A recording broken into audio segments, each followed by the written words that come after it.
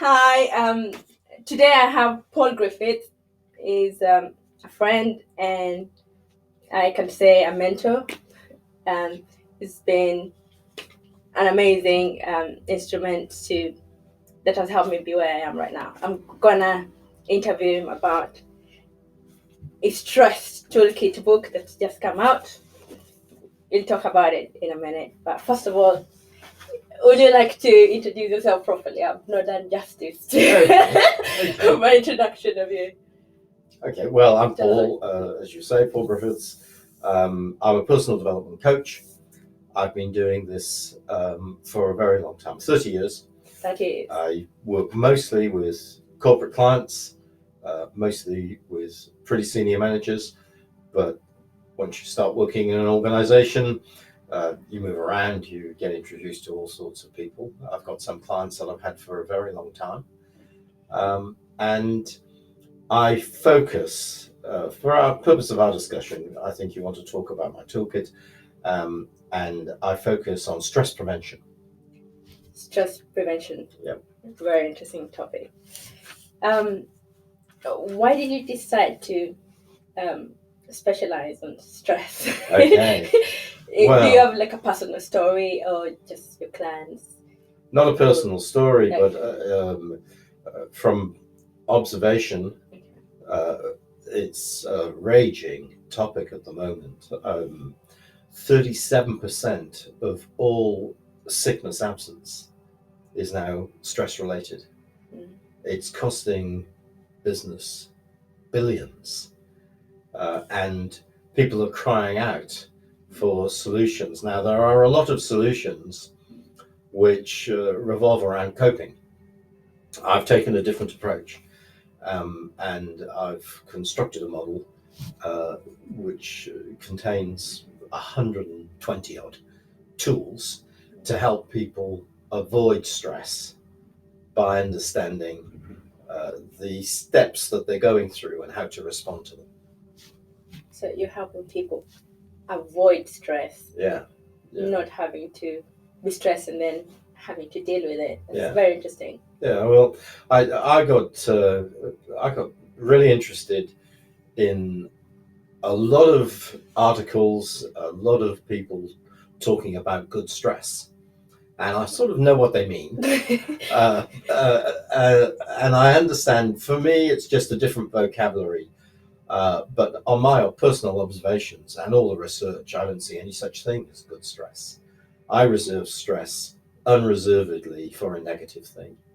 It fogs our thinking at best, but it also, if it persists, it has a physical impact on people. And certainly, I don't see good stress in the workplace. I see tension, I see pressure, I see strain. All of those things can be good. And in the toolkit, we go through how those things can be good, but also how, say, tension must be resolved. If there's no resolution to tension, you get pressure. Then there has to be relief from pressure. And if there's no relief, you get strain. Now, even strain can be good. If you go to the gym, your personal trainer physically will teach you strain, recover, strain, recover, strain, recover. And what they know is the recovery is as important as the strain. And so if you get strain, strain, strain, you don't build endurance and become any stronger. Yeah. And so it's the recovery which is very important. And my toolkit is built around helping people recognize tension and use the skills to get resolution to tension. Most stress is caused by personal relationships. And so we need to develop the skills to handle tension or deadlines. And so we need to work out how to deal with that type of pressure. And even how to recover from strain, because that can be a good thing provided there's recovery. And for me, at the end of those things, tension, no resolution, pressure, no relief, strain, no recovery, then you get to stress. And it's, for me, I think it's just a difference in vocabulary. When people talk about good stress. In my terms, I think they're talking about tension, pressure, or strain. And I see that they can be good. But at the end of the line, you get to stress, and I don't see anything good about it. Interesting. So it doesn't just start as stress. It starts with pressure, and then it goes to pressure, and then strain, and then stress. I think we've all got good capacity to handle tough situations, to handle deadlines, to handle tricky relationships. It's just if they persist, then I think eventually you get to the impact of stress. And then stress is not good. Not in my experience. I don't find anybody. I know the textbooks, and I know the theories, and I understand the mechanisms, the chemistry, why people are talking about good stress. It's just in life you don't find many people who are enduring stress who say it's a good thing. So, can you talk a little bit about a system that somebody can adopt to? That probably you talk about here to prevent it from becoming that bad. Yeah. Is a system or habit? Well, the structure, perhaps more than a system, the structure in the toolkit is to look at 4 areas, 4 ways in which we can prevent stress. And these 4 strategies have got a number of tools within each of them. And the 4 strategies is you have to look after your self-awareness, know you, how you respond, know your strengths, don't underestimate your capability. So high levels of self-awareness help look after well-being and prevent stress. The second main strategy is to look after your relationships. People are the biggest single cause of pressure, tension, strain. Yeah, in self-awareness, is it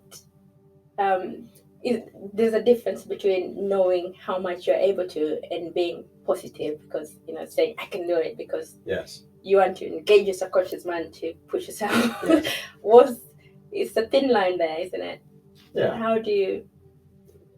I think in looking after your self-awareness, you have to seriously go to work on your self-image and your self-belief. Our self-image determines what we will do. And once that's eroded, then we're vulnerable. And we convert maybe a lack of self-confidence, which in itself is not a bad thing. Many people encounter that. But the danger is to convert it into self-doubt and thinking, oh, no, I can't do this. This is too much for me. Then that's a pretty slippery slope. So the prevention strategies involve building oneself up in advance by building self-image, self-belief, self-confidence. Lovely. Okay. So I was saying that there's 4 strategies. Look after your self-awareness, look after your relationships, look after your time. We all know the potential for pressure, to deadlines, to lead to stress. Although even behind deadlines, often there are people. The deadline itself may not be disastrous or create stress. It's the people behind the deadline. The deadlines. And our obligation to them and our thinking about them or their response to us is often the issue. So we have look after your self-awareness, look after your relationships, look after your time, and then look after your thinking. There's like 6,000 thoughts that come. Yeah, that's a big topic, Carolyn. Every single day you're dealing with 6,000 thoughts. The good thing is that most of them are repetitive. Yes. They're not all new. Yeah. How do you break a negative thinking habit? Let's say you're prone to getting stressed and all that. Yeah. How do you start? Well, first of all, none of these things are easy if you've got a negative pattern. And so a number of tools that I talk about, you can find approaches similar, but I caution my readers to be careful of anybody that tells you this is easy, because it's not easy, because we don't have the control that we would like.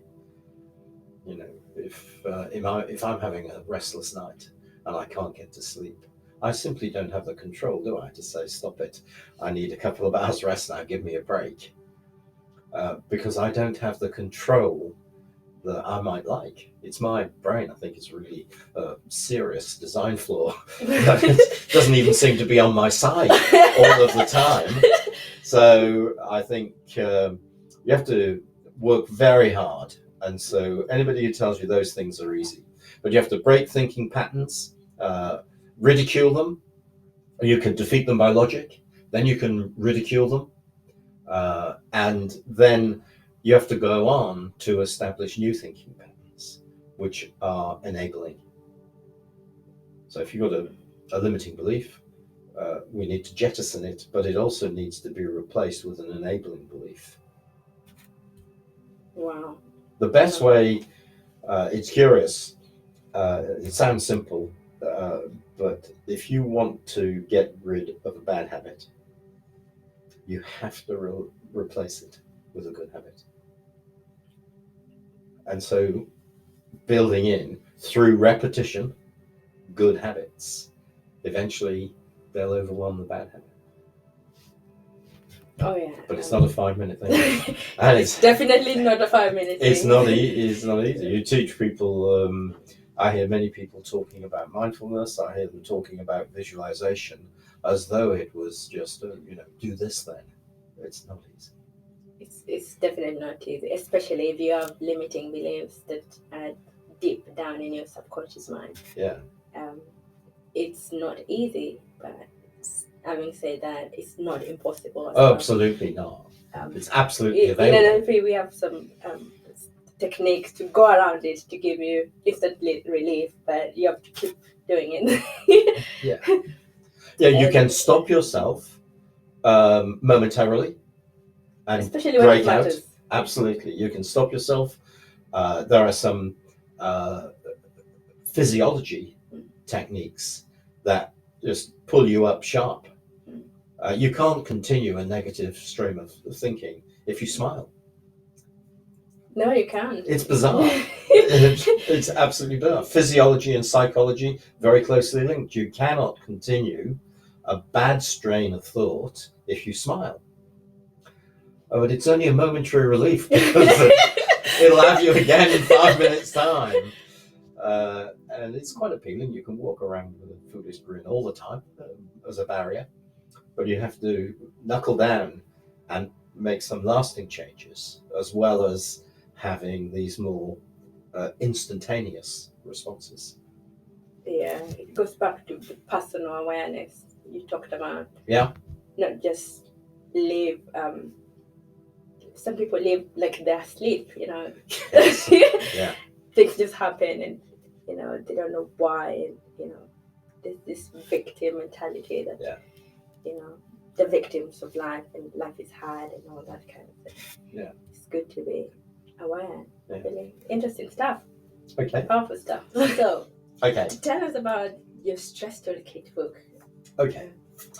Well, it is just as it says, a toolkit, and there's no suggestion. There's no suggestion that you work through it and read it as though it was a book. I think if you tried to read this cover to cover, you'd get stressed. It's not like that.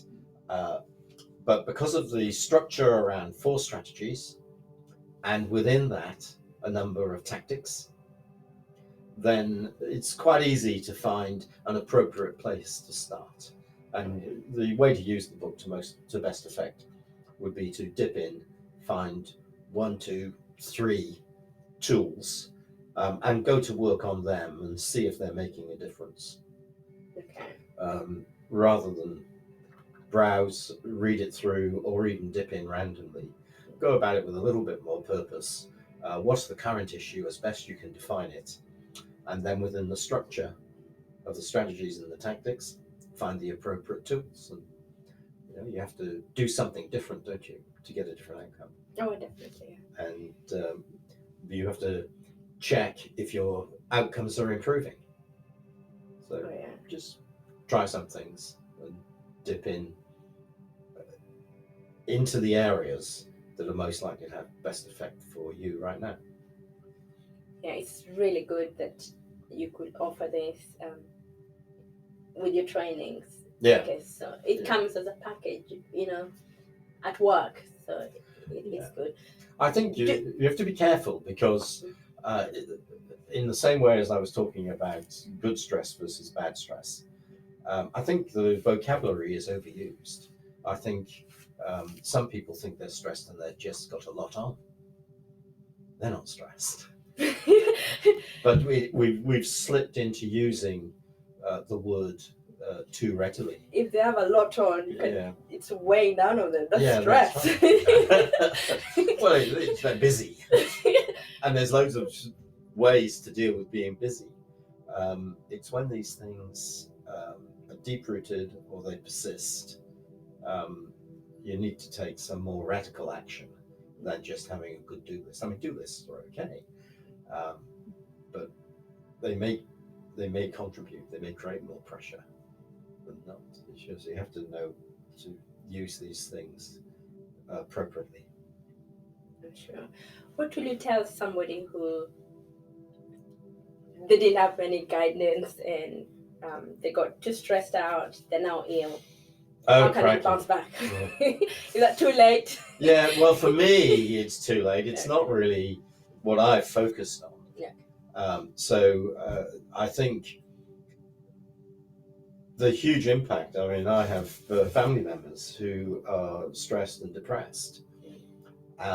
And then I get even more annoyed with simplistic responses and people simply saying, well, pull yourself together or sort yourself out. You're getting to the point then where there's chemistry at work and it's serious stuff and you need proper qualified advice, maybe counselling, heaven forbid, maybe medication. People shouldn't be quite so shy of it if it's going to help. But that's the far end of the spectrum. And my main concern, because I'm mostly working in a corporate environment, my main concern is to equip people to stop getting anywhere near that end of the spectrum. Oh, that's good.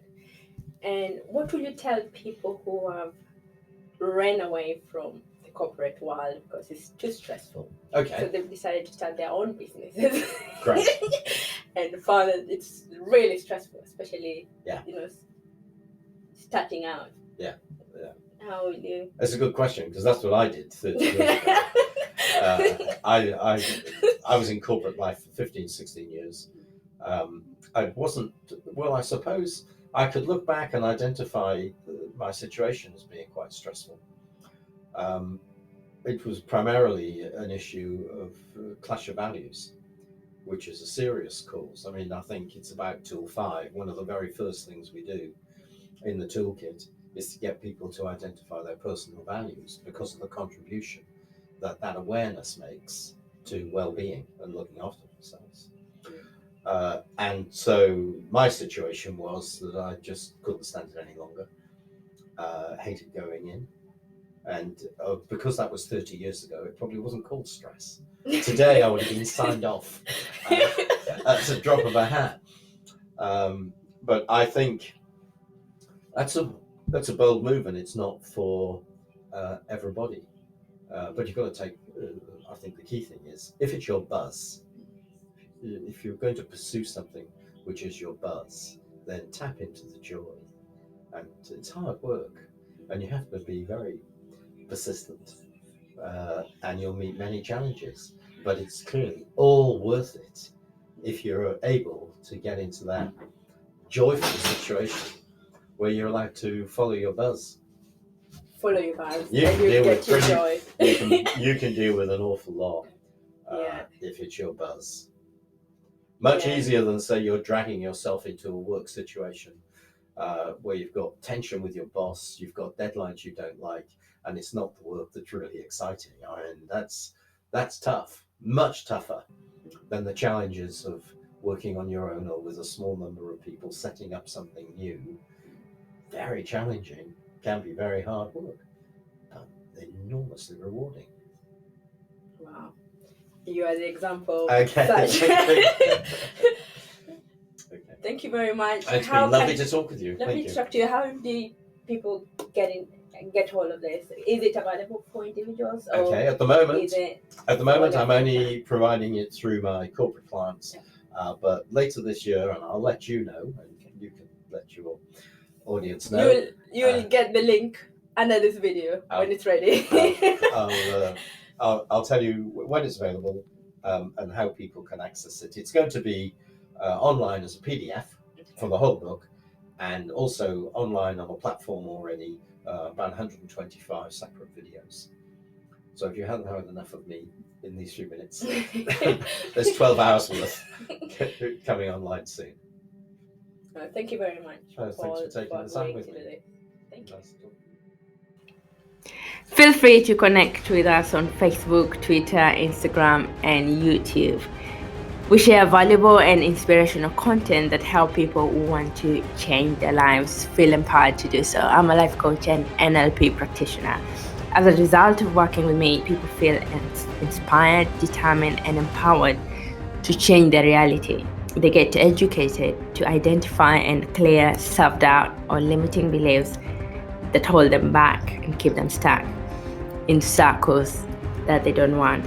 And they end up creating amazing life. Some even get healed of stress-related illnesses. To learn more, visit carolynjones.co.uk. Thank you. Bye.